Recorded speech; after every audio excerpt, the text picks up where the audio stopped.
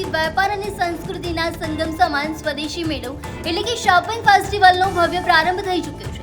રામલલા ચોક 4 રસ્તા ખાતે આયોજિત આ મેળાનું ઉદ્ઘાટન રાજ્યકક્ષાના મંત્રી અને જિલ્લા પ્રભારી સ્વરૂપજી ઠાકોરજીના હસ્તે કરવામાં આવ્યું હતું। આ પ્રસંગે ધારાસભ્ય લવિંગજી સોલંકી સહિતના જિલ્લાના ઉચ્ચ પદાધિકારીઓ અને નગરપાલિકાના સભ્યોની ગરિમામય ઉપસ્થિતિ રહી હતી।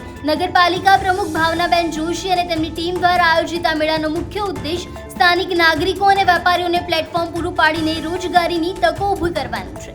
મેળામાં સ્વદેશી હસ્તકલા, ઘરગથ્થુ ચીજ વસ્તુઓ અને ખાણીપીણીના વિવિધ સ્ટોલ મુખ્ય આકર્ષણનું કેન્દ્ર બન્યા છે।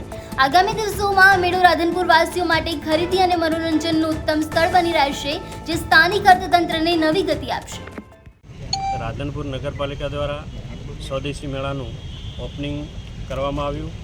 અહીં સ્વદેશી વસ્તુ આ વિસ્તારની અંદર જે લોકો બનાવતા હોય એ સ્વદેશી વસ્તુનું આજે સ્ટોલ ખોલવામાં આવ્યા છે।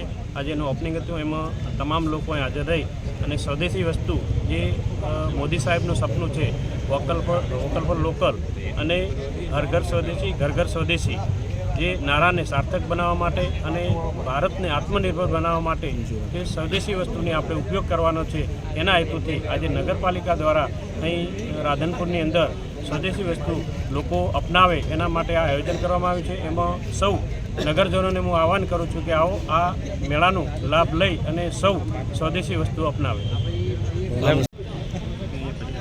એ સ્વદેશી આયોજન મેળાનું ખૂબ જ સુંદર આયોજન કર્યું છે। એમાં અહીંની જનતાને વિનંતી કે અહીંયા સ્વદેશીનો લાભ લે અને આત્મનિર્ભર બને। જે મોદી સાહેબનું સપનું છે એ સાકાર કરવા માટે આપણે બધા આત્મનિર્ભર બનીને એ સ્વદેશીને અપનાવીએ અને લોકલ ફોર વોકલ એટલે ખૂબ જરૂરી છે। એટલે આપણે બધા આત્મનિર્ભર બનીએ એ જ વિનંતી સાથે ખૂબ ખૂબ આભાર।